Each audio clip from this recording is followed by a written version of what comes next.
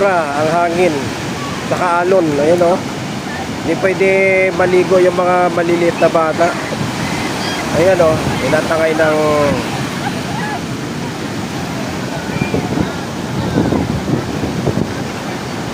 ganito yung panahon pag ano, buwan ng December hanggang February, March.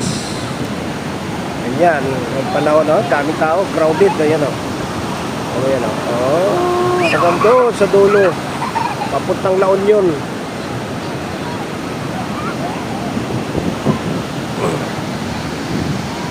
Dito doon sa kabila. Yan.